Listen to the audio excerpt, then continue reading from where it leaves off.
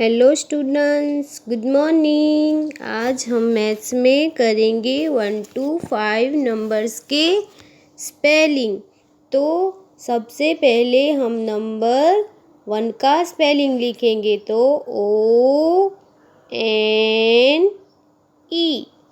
1, ONE 1, TWO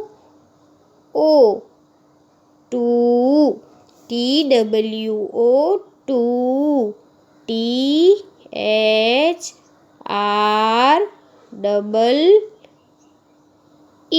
3, THREE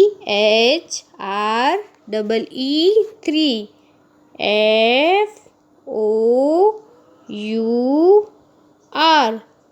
4, FOUR 4, FIVE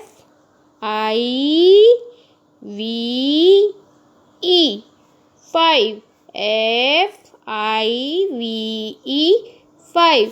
आपको 1 to 5 number और spelling लिखने हैं और साथ में स्पेलिंग बोलने की प्रैक्टिस भी करनी है। ठीक है, बाय।